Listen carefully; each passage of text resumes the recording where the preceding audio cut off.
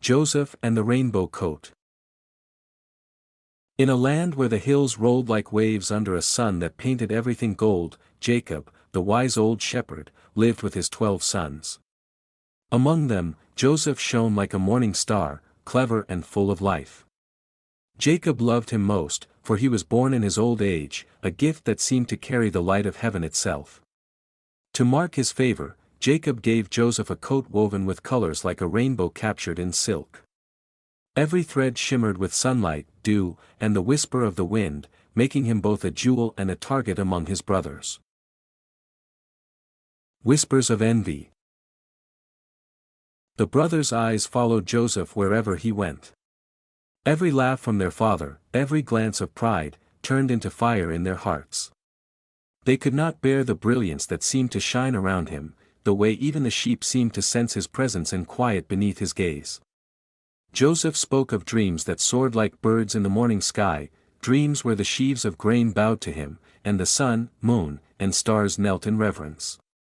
The brothers' jealousy grew, silent but searing, while Joseph, unaware of the storm he had awakened, shared his visions with innocent pride. Journey to Shechem. One morning, Jacob called Joseph. "Take this word to your brothers," he said, who were tending flocks far in Shechem. The wind carried the scent of wild thyme and dust as Joseph walked the sun-drenched path. Birds trilled overhead, and the grass whispered under his feet. Yet when he reached the fields, the scene he saw made his heart stumble. His brothers gathered, not to greet, but to plot. The pit in the earth. The brothers seized Joseph with hands hardened by jealousy. They dragged him to a deep, dark pit, its walls cold and rough against his skin. Sunlight fell far above, a distant promise of freedom. Joseph struggled, but their grip was like iron. Laughter and anger mingled in the air, a storm of envy that clanged louder than any thunder. Reuben, the eldest, intervened silently, urging them not to shed blood, hoping secretly to rescue Joseph later. The caravan arrives.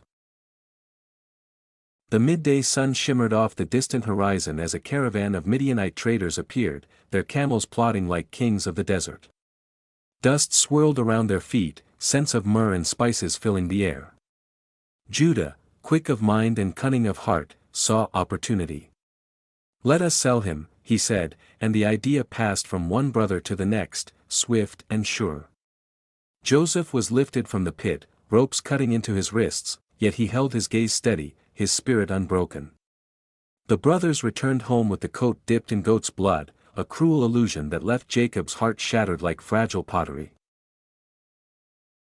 Jacob's grief. Jacob's wails rose like a storm over the hills, carried on the wind to every corner of his home. He tore his clothes, shrouded himself in sackcloth, and mourned as though the sun had vanished from the sky. His favorite son, the light of his old age, was gone, perhaps forever.